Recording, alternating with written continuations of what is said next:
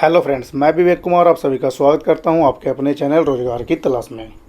आज से हम यहां पे स्टार्ट करने वाले हैं फ्रेंड्स सॉफ्टवेयर इंजीनियरिंग का यहां पे एमसीक्यू सीरीज, जो आपके एग्ज़ाम पर्पज़ से यहां पे इम्पोर्टेंट क्वेश्चन इसमें आने वाले हैं। तो सॉफ्टवेयर इंजीनियरिंग का यहाँ पे जो सीरीज है वो आज से स्टार्ट किया जा रहा है। प्रत्येक वीडियो में आपको 50 एमसीक्यू यहाँ पे देखने को मिलेगा, जो कि आपके बीपीएससी एग्ज़ाम पर्पज़ से यहाँ पे काफ़ी महत्वपूर्ण होने वाला है।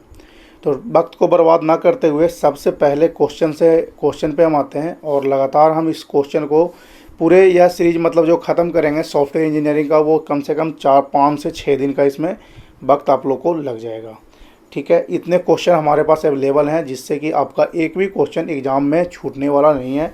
तो इस सीरीज को पूरे स्टार्ट से एंड तक देखिए। डेली यहाँ पे आप लोग को शाम को 4 बजे लाइव आपको यहाँ पे जो है मिल जाएगा आपको देखने के लिए, जितने भी नंबर ऑफ़ क्वेश्चंस हम यहाँ पे डेली के पर्पज़ से करवाएंगे। तो सबसे पहला क्वेश्चन आज हम बात कर लेते हैं। यहाँ पे है, what are the characteristics of software. Software का कैरेक्टरिस्टिक्स क्या है? तो सॉफ्टवेयर जो है वह है, software is developed and engineer, it is not manufactured in the classical sense, software does not bear out, software can be custom built and custom build. यानी इसका जो राइट आंसर हो जाएगा वह है ऑल मेंशंस। कहने का मतलब जितने भी ऊपर में आंसर बताए गए हैं सभी के सभी यहाँ पे सही हो जाएंगे। चलिए, सेकंड नंबर क्वेश्चन है यहाँ पे, कंपाइलर एडिटर सॉफ्टवेयर। कंपाइलर और editor software come under which type of software. मतलब कि कंपाइलर है और एडिटर सॉफ्टवेयर वह किस सॉफ्टवेयर के अंतर्गत आता है, किस टाइप का सॉफ्टवेयर है? तो यह है system software. System software is the right answer friends. यहाँ पे देखिए आपका एक्सप्लेनेशन भी यहाँ पे आंसर में दिया गया है। नेक्स्ट क्वेश्चन हम बात कर लेते हैं। Software engineering is defined as systematic disciplined and quantifiable approach for development operation और मेंटेनेंस ऑफ सॉफ्टवेयर। यह ट्रू है या फिर फॉल्स है? तो यह जो लाइन है आपका सॉफ्टवेयर इंजीनियरिंग पर्पज़ से, यह लाइन ट्रू है फ्रेंड्स। अगला सवाल देख लेते हैं। रैड सॉफ्टवेयर जो है, सॉफ्टवेयर का प्रोसेस मॉडल है RAD। इसका क्या मतलब है, यानी स्टैंड्स फॉर कि इसका क्या मतलब है? तो इसका मतलब है rapid application development. Rapid application development यानी A is the right answer friends. अगले सवाल पे हम चलते हैं। Software project management compares of number of activities which contents. क्या कंटेंट्स यहाँ पे करता है? ऑप्शन यहाँ पे दिया गया है, project planning, scope management, project estimation या फिर ऑल ऑफ द मेंशन।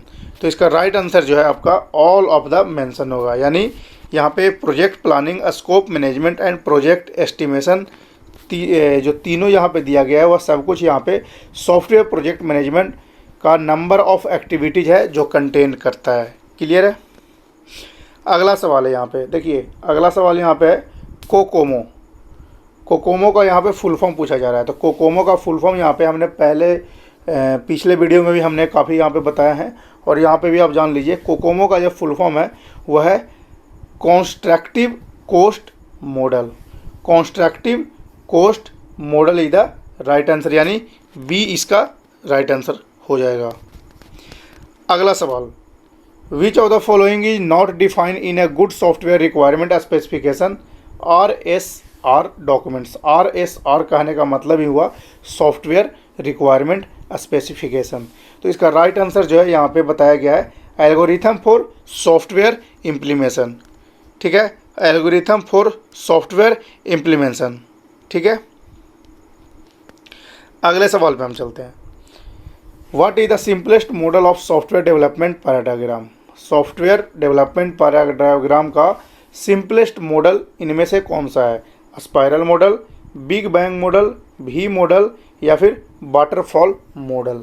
तो इसका राइट आंसर जो हो जाएगा वह वाटरफॉल मॉडल हो जाएगा फ्रेंड्स। वाटरफॉल मॉडल जो है सॉफ्टवेयर डेवलपमेंट पैराडायग्राम का एक सबसे सिंपल मॉडल है। चलिए हम अगला सवाल देख लेते हैं। अगला सवाल यहाँ पे बताया गया है, which of the following is the understand of software product limitations learning system related problems और changes to be done in existing software beforehand, उससे पहले identify the address the impact of project on organisation and personal ETC। मतलब और इसका एक और नाम जो छूट रहा है वो क्या है, system design, feasibility study, requirement gathering या फिर सिस्टम एनालिसिस। तो इसका राइट आंसर जो है आपका सिस्टम एनालिसिस हो जाएगा। देखिए यह जो MCQ है वो फटाफट अंदाज में आप लोग को यहाँ पे करना पड़ेगा फ्रेंड्स, क्योंकि अभी बहुत सारे ऐसे MCQ हैं जो आपको यहाँ पे हमने करवाना है। तो जितना जल्दी हो सके आप इस MCQ को रिवीजन करते जाइए अपने एंड से, ठीक है। अगला सवाल पे हम चलते हैं। Which design identify the software as a system with many component interacting with each other. मतलब एक दूसरे के साथ इंटरेक्टिंग जो कर रहा है उस चीज़ के बारे में पूछा जा रहा है। तो यहाँ पे ऑप्शन दिया गया है architectural design, high level design या फिर डिटेल्स डिज़ाइन या फिर B&C। B&C कहने का मतलब हाई लेवल डिज़ाइन या फिर डिटेल्स डिज़ाइन। तो इसका राइट आंसर जो है हो जाएगा आपका architectural design. Architectural design is the right answer. यहाँ पे आप उसका देख सकते हैं। चलिए अगला सवाल है, सॉफ्टवेयर कंसिस्ट ऑफ। सॉफ्टवेयर क्या कंसिस्ट करता है?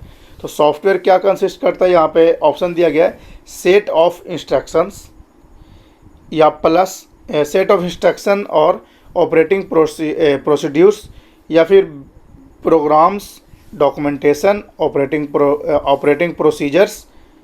नेक्स्ट है प्रोग्राम प्लस यानी प्रोग्राम और साथ साथ हार्डवेयर मैनुअल्स, या फिर सॉफ्टवेयर जो है वह सेट ऑफ प्रोग्राम है। इनमें से कौन सा है? तो इसका जो राइट आंसर है आपका यहाँ पे आ जाएगा B, program, documentation, operating procedures. Clear है यहाँ तक? चलिए हम अगला सवाल देख लेते हैं। Which is the most important feature of spiral model. Spiral model का सबसे महत्वपूर्ण फीचर्स इसमें से कौन सा है? फर्स्ट है quality management, risk management, performance management या फिर इफ़िशियंसी मैनेजमेंट। इसका जो राइट आंसर आपका हो जाएगा फ्रेंड्स, आपका हो जाएगा risk management. Risk management is the spiral model features है, सबसे महत्वपूर्ण फीचर्स है रिस्क मैनेजमेंट स्पाइरल मॉडल का। क्लियर है? चलिए हम अगले सवाल पे चलते हैं। नेक्स्ट है if every requirement states in the software requirement specification has only one interpretation, SRS यानी software requirement specification is said to be correct. Option यहाँ पर दिया गया है अनबिग्युअस, कंसिस्टेंट, वेरीफेबल या फिर नन ऑफ द एबव। तो A is the right answer हो जाएगा फ्रेंड्स। A इसका सही उत्तर हो जाएगा। अगला सवाल है which is not a step of requirement engineering. Requirement engineering का यहाँ पे स्टेप इनमें से कौन सा नहीं है? तो ऑप्शन यहाँ पे देखना है आपको।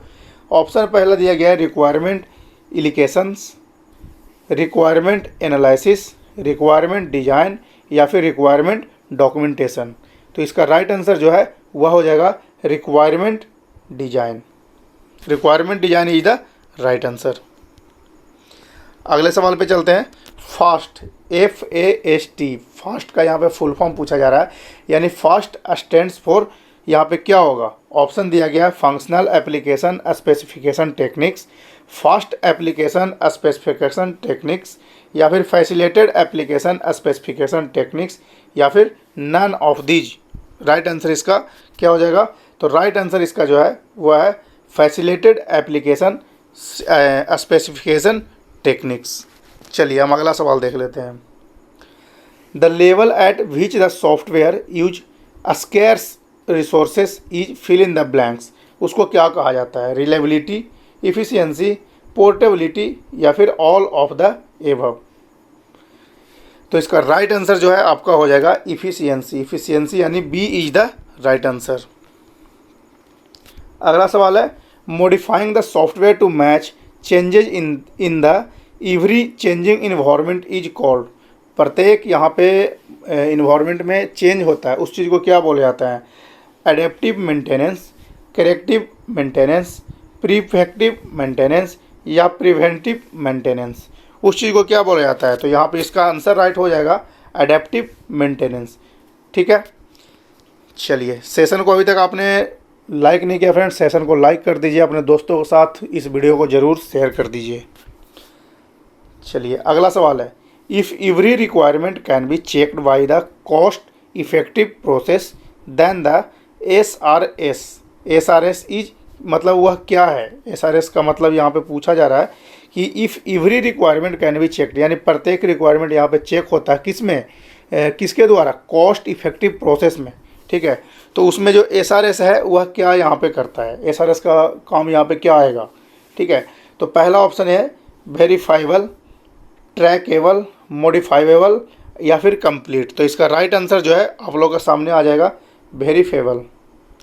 क्लियर है? चलिए अगला सवाल देख लेते हैं। एग्रीगेशन रिप्रेजेंट्स, एग्रीगेशन जो वर्ड है वह क्या रिप्रेजेंट करता है सॉफ्टवेयर इंजीनियरिंग में? तो उसका यहाँ पे ऑप्शन दिया गया है। एग्रीगेशन मतलब हो गया is a relationship, part of relationship, composed of relationship या फिर नन ऑफ दीज। तो एग्रीगेशन का मतलब यहाँ पे सॉफ्टवेयर इंजीनियरिंग में हो जाएगा कंपोज्ड ऑफ रिलेशनशिप। अगले सवाल पे हम चलते हैं।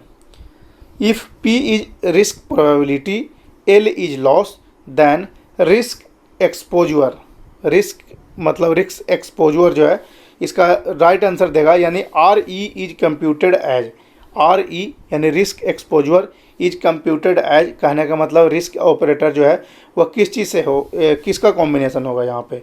तो हो जाएगा क्या, RE जो है वह P इंटू L, यानी P यानी हो गया रिस्क प्रोबेबिलिटी और L हो गया लॉस, तो रिस्क प्रोबेबिलिटी इंटू लॉस दोनों का यहाँ पे कॉम्बिनेशन हो जाएगा।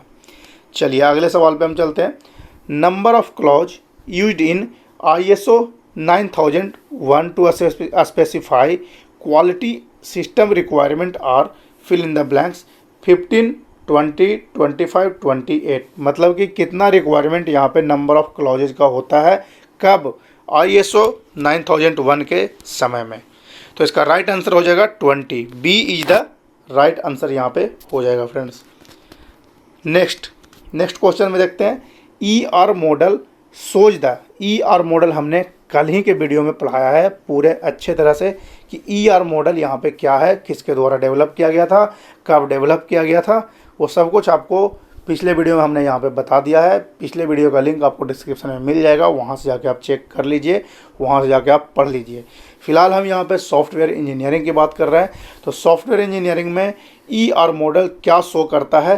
तो ER मॉडल जो है वह स्टैटिक व्यू शो करता है। क्लियर है यहाँ तक? चलिए नेक्स्ट क्वेश्चन पे आते हैं। IEEE जिसका फुल फॉर्म है इसका जो फुल फॉर्म है वो आपको याद होना चाहिए, क्योंकि IEEE हमने पहले काफ़ी करवाया हुआ है।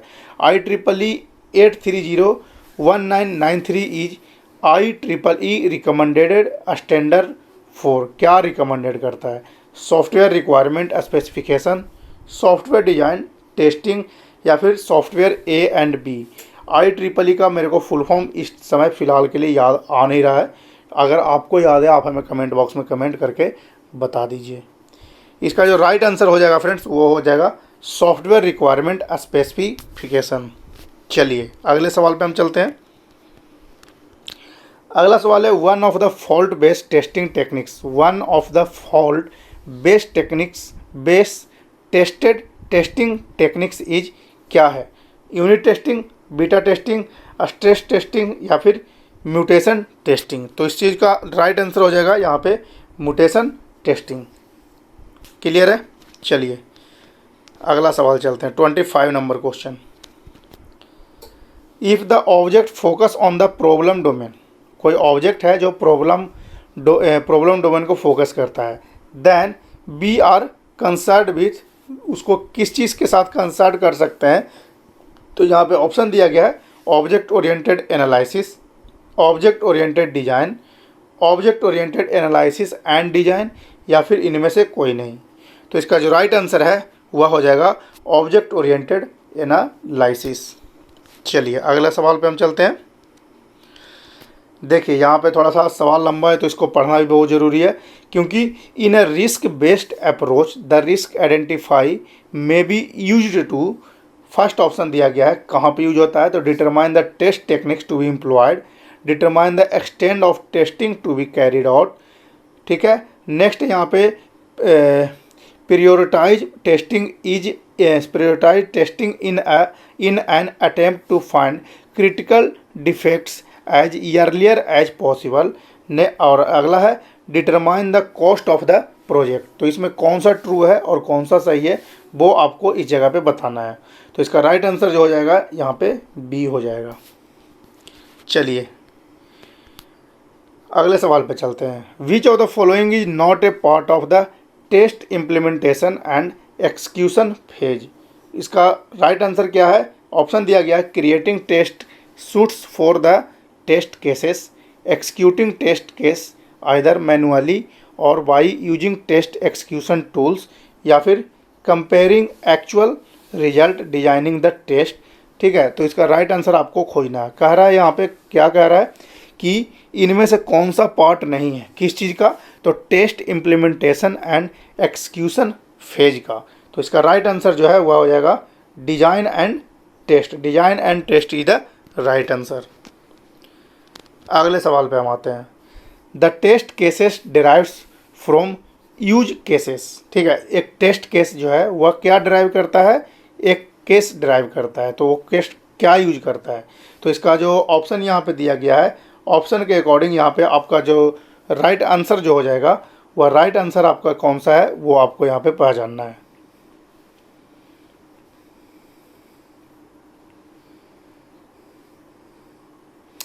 देखिए इसका राइट आंसर जो है आपका ए हो जाएगा। कहने का मतलब are most useful in uncover defects in the process flow during real world use of the system is the right answer. चलिए अगला सवाल देख लेते हैं। What can static analysis not find. Static analytic not find यानी static analytic find नहीं करता है, वह क्या है? तो ऑप्शन दिया गया है the use of variable before it has been defined, unreachable यानी डेथ कोड, मेमोरी लेक, या फिर एरे बाउंड वायोलेशंस। इसको बोलते हैं memory leaks. Memory leaks is the right answer. वह डिफाइंड यहाँ पे स्टैटिक एनालिसिस डिफाइंड नहीं कर रहा है। चलिए अगले सवाल पे आते हैं। Which plan describes how the skills and experience of the project team members to will be developed. ठीक है, तो इसका ऑप्शन दिया गया HR plan, manager plan, team plan, या फिर स्टाफ डेवलपमेंट प्लान। अब इसमें देखिए पूछा जा रहा है कि वह कौन सा प्लान है जो skill and experience of the project team member, मतलब कि एक्सपीरियंस जो अब स्किल्स एंड एक्सपीरियंस दोनों यहाँ पे प्रोजेक्ट टीम मेंबर के साथ डेवलप करता है, तो वो कौन सा करेगा? तो जितने भी कंपनी है सबके स्टाफ ही करेंगे। तो इसका राइट आंसर जो है staff development plan is the right answer. Next question है alpha and beta testing are forms of. Alpha और बीटा टेस्टिंग किस चीज़ का फॉर्म्स है? तो यहाँ पे है ऑप्शन आपका acceptance testing, integration testing, system testing and unit testing. इसका राइट आंसर हो जाएगा आपका एक्सेप्टेंस टेस्टिंग। इसको याद जरूर कर लीजिएगा। Alpha and beta testing are form of the acceptance testing. ठीक है, अगले सवाल पे हम आते हैं। The model in which the requirement are implemented by its category is. किस कैटेगरी में यह मतलब इसका रिक्वायरमेंट जो है किस कैटेगरी में इम्प्लीमेंट किया जाता है? ठीक है, तो ऑप्शन यहाँ पे दिया गया है evolutionary development model, waterfall model, prototyping, iterative enhancement model. तो इसका राइट आंसर जो हो जाएगा आपका 32 का ए हो जाएगा, यानी evolutionary development model is the right answer. देखिए यहाँ पे रिपीटेड क्वेश्चन है कोकोमो मॉडल। कोकोमो मॉडल हमने आप ऊपर बता दिया है। तो ऊपर जो डिफिनेशन बताया था उसमें ऑप्शन कुछ और था, बट यहाँ पे कोकोमो का ऑप्शन यहाँ पे बताया गया है कंस्ट्रक्टिव कोस्ट एस्टिमेशन मॉडल, यानी B is the right answer friends. इसको दोनों यहाँ पे जो आपका ऑप्शन दिया गया है ऊपर जो हमने बताया वो भी और यहाँ पे बताया है ये भी, दोनों यहाँ पे ऑप्शन सही है। चलिए अगला सवाल हम देख लेते हैं। SRD स्टैंड्स फॉर, SRD का यहाँ पे फुल फॉर्म क्या होगा, तो यहाँ पे SRD का फुल फॉर्म जो है वह हो जाएगा स्ट्रक्चर्ड रिक्वायरमेंट डेफिनेशंस। चलिए अगला सवाल देख लेते हैं। The tool that supports different stages of software development life cycles are called, मतलब कि उसको क्या कहते हैं।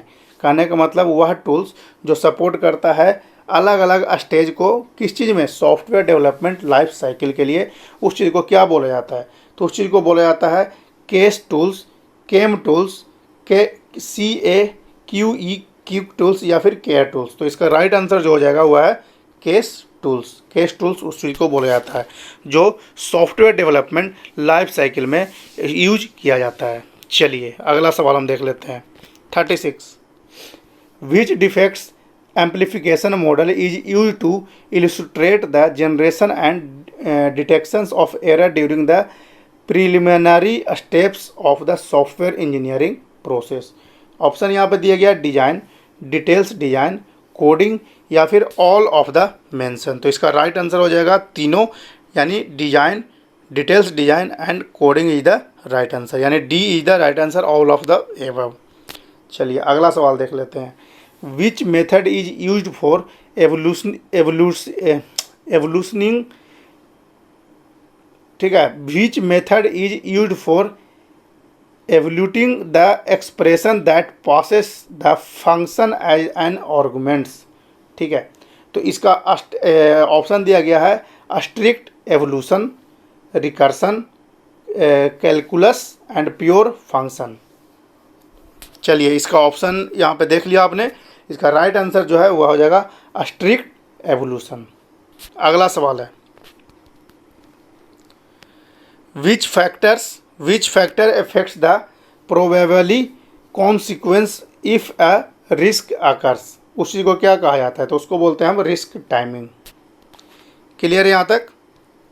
अगला सवाल है यहाँ पे staff turnover, poor communication with the customer are risk that are extrapolated from past experience are called, उसी को क्या कहा जाता है, तो उसको बोलते हैं हम प्रिडिक्टेबल रिस्क। क्लियर है यहाँ तक। अगला सवाल है यहाँ पे organisation can have in house inspections, direction evaluation, involvement of users and release the beta version are few of them and it's also include usability, compatibility, user acceptance ETC is called, उस चीज़ को क्या बोला जाता है, तो ये सब कुछ जो है वो टेस्टिंग का पार्ट है। तो इसका राइट आंसर जो हो जाएगा वो हो जाएगा टेस्टिंग। अगला सवाल यहाँ पे आप लोग को बताया गया है which project is undertaken as a consequence of specific customer requirement. Specific customer requirement के हिसाब से यहाँ पे क्या अंडरटेक करता है, तो इसका ऑप्शन जो यहाँ पे है C is the right answer है न्यू एप्लीकेशन डेवलपमेंट प्रोजेक्ट। किसी कोई नया एप्लीकेशन जो है डेवलपमेंट प्रोजेक्ट का वो यहाँ पे आपका रिक्वेस्ट करेगा कस्टमर के लिए।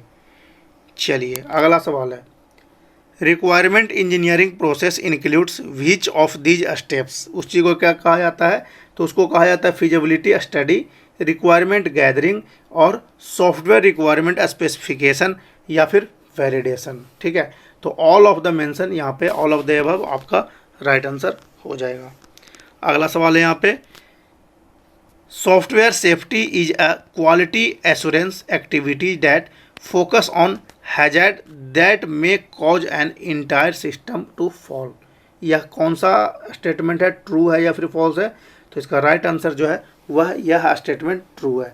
आपको ज़रूर यह बोरिंग लग रहा होगा, लेकिन ऐसे क्वेश्चंस इसमें से एक दो क्वेश्चंस आपको यहाँ पे एग्जाम में टच होने वाला है, जो कि इसी वीडियो में आपको यहाँ पे आने वाला है। VVI क्वेश्चन हमने इसमें 2-3 बताया है जो आपको यहाँ पे गेस करना है फॉर एग्जाम पर्पस के लिए। आगे हम बात कर लेते हैं गिव द डिसएडवांटेज ऑफ मॉड्यूलाइजेशन। ठीक है, मॉड्यूलाइजेशन का यहाँ पे डिसएडवांटेज क्या है, तो इस तीनों में से कोई नहीं है, इसका कोई भी ऑप्शन यहाँ पे सही नहीं है, क्योंकि डिसएडवांटेज नहीं है, ये सब कुछ इसका एडवांटेज है। क्लियर है, तो इसका राइट आंसर जो हो जाएगा none of the above is the right answer हो जाएगा।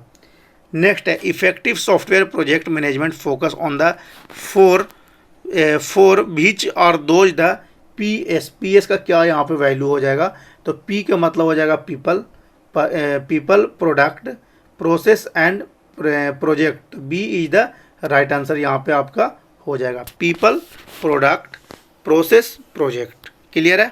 चलिए अगले सवाल पे हम आते हैं। अगला सवाल है give the real world factor affecting maintenance cost.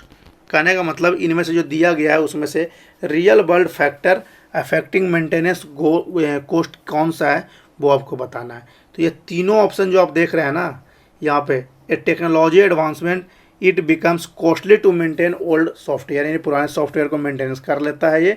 The standard age of any software consider up to 10 से 12, यानी 10 से 15 साल के किसी भी तरह का सॉफ्टवेयर इसको मतलब यहाँ पे वर्क कर लेगा। ठीक है, उसको मेंटेनेंस यहाँ पे रियल टाइम में किया जा सकता है। अगला है यहाँ पे most maintenance engineer are newbie and use trial and error method to effective. कहने का मतलब काफ़ी यहाँ पे इंजीनियर्स जो होते हैं इसी चीज़ को री यूज करते हैं और उस चीज़ को आगे जाके एरर ढूंढते हैं और बाद में इसको सेल कर सकते हैं। तो इसका राइट आंसर जो होगा वो ऑल ऑफ द एबव यहाँ पे हो जाएगा। चलिए अगला क्वेश्चन है mention any two indirect measures of product. Indirect measure इसमें से दो कौन सा है। ठीक है, तो सबसे पहले यहाँ पे दो की बात की जा रही है। तो ये तीनों ऑप्शन जो है इस तीनों में से ही आपको दो निकालना है। तो ये तीनों में से तो ये तीनों ऊपर का होगा नहीं, या तो डी या तो ई होगा। ठीक है, क्योंकि यहाँ पे पहले ही आपको आंसर यहाँ पे दे दिया है। तो इसका राइट आंसर आपको ढूंढना है। तो पहला होगा क्वालिटी, ठीक है, दूसरा होगा इफिशियंसी, यानी क्वालिटी और efficiency is the right answer, यानी D is the right answer. Clear है। चलिए इस तरह से क्वेश्चन का आपका ऑप्शन और दे सकता है जहाँ से आप इजीली यहाँ पे कन्वर्ट कर सकते हैं मार्क्स में। नेक्स्ट है which testing is the reexecution of some subset of test that have already been conducted to ensure the change that are not propagated. उसी को कौन से क्या कहते हैं, कौन सा टेस्टिंग बोला जाता है, unit testing, regression testing, integration testing या फिर थ्रेड बेस्ड टेस्टिंग। तो उसी को बोला जाता है regression testing. Regression testing is the right answer. चलिए अगला सवाल है state if the following are true for the project management. क्या आप बताया गया है यहाँ पे क्वेश्चन है during project scope management. Project scope management के दौरान क्या नेसेसरी है, इनमें से क्या नेसेसरी है वो चीज़ आपको पूछा जा रहा है। ठीक है, तो उसका डिफाइन द स्कोप है। ठीक है, decide it's verification and control है, divides the project into various smaller parts for ease to maintenance है, और वेरीफाई द स्कोप से। मतलब ये जो स्टेटमेंट यहाँ पे दिया गया है अकॉर्डिंग टू क्वेश्चन वह यहाँ पे यह ट्रू हो जाएगा। चलिए अगला सवाल देख लेते हैं। आज का लास्ट सवाल है सॉफ्टवेयर रिक्वायरमेंट स्पेसिफिकेशन, यानी SRS is also known as specification of, क्या बोलते हैं इसको, किस और नाम से जाना जाता है, तो उसको हम बोलते हैं ब्लैक बॉक्स टेस्टिंग। ठीक है, तो ये 50 महत्वपूर्ण क्वेश्चन जो है आपके एग्जाम पर्पस से होने वाले हैं। तो इसको आप एक बार फिर से रिवीजन कर लीजिएगा और जो भी कुछ समझ नहीं आएगा आप हमें कमेंट बॉक्स में कमेंट कीजिएगा, हम पूरी तरह उसको रिप्लाई करने की कोशिश करेंगे। और यह वीडियो को अपने दोस्तों के साथ ज़रूर शेयर कर दीजिएगा। सेशन को जाते जाते यहाँ पर आप लाइक और सब्सक्राइब जरूर कर दीजिएगा फ्रेंड्स। मिलते हैं आपसे नेक्स्ट वीडियो में, तब तक के लिए धन्यवाद। जय हिंद।